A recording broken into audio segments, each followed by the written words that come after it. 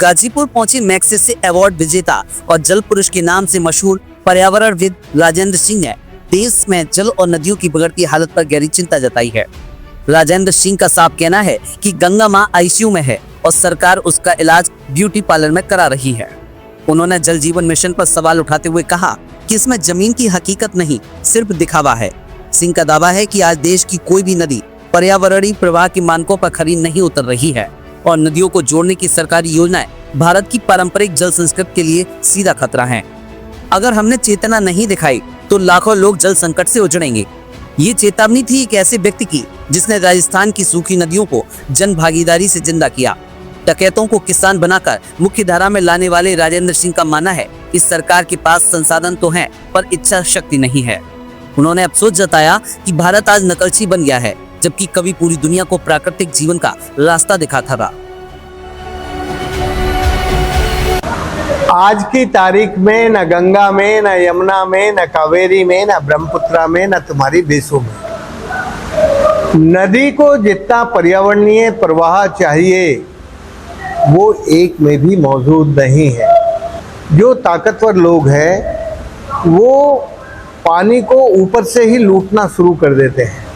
मैं पिछले 40 सालों से सरकारों को बोल रहा हूं कि जो पानी जिस काम आना चाहिए उसी में काम लो। इसका निदान है हमारी सरकारों की नीति और रीति और मंशा को ठीक करना। हमारी सरकारों की मंशा ठीक नहीं है। हमारी सरकारें इस वक्त केवल कॉरपोरेट ड्रिवन बन गई हैं।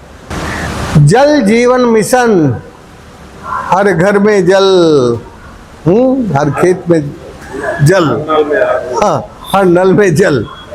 मुझे ये बताओ कि तुमने जल का कोई इंतजाम किया क्या? केवल तुम्हें अडानी के पाइप बिकवाने थे, इसलिए हर घर में नल और जल का ट्यूबवेल लगाना है? बिल्कुल नहीं मिलेगा। कारण ये कि ये केवल पानी का, भूजल का शोषण करके पाइप में पानी डाल रहे हैं।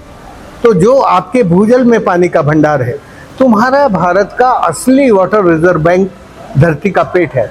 और गाजीपुर तो हिंदुस्तान का ऐसी जगह पर है जहाँ की रेत में 35% से ज़्यादा पानी एब्जॉर्ब करने की शक्ति है।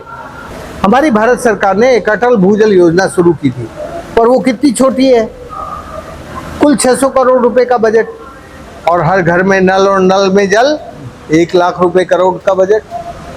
तो भाई मैं अपनी सरकारों से यही कहता हूँ कि केवल हमारी सरकारों का काम भूजल का शोषण करना, प्रदूषण करना और जल पर, नदियों की जमीन पर अतिक्रमण करना ही है क्या? मैं इतना जानता हूँ कि मैंने पिछले 50 सालों में राजस्थान में 23 सूखी हुई मरी हुई नदियों को जिंदा किया। उनमें से 2 नदियों की किताब मेरे हाथ में अभी है, 2 ही की है। ये नदियाँ दोनों चंबल के डाकुओं की बंदूकें छुड़वा कर उनको खेती के काम में लगा दिया, बागी से किसानी कराने में लगा दिया। 12.5 लाख युवाओं को हमने, जो अपना गांव छोड़ के बेपानी होकर उजड़ के चले गए थे, उनको खेती करने में लगा दिया।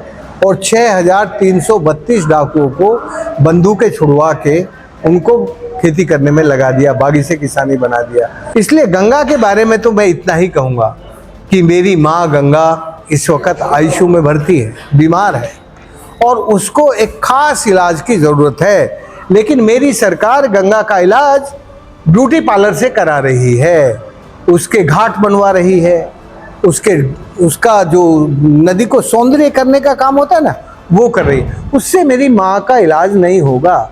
मेरी माँ गंगा का इलाज करना है तो नदियों के फ्लो बढ़ाने पड़ेंगे। नदियों में क्लीन कॉन्टिन्यूअस फ्लो।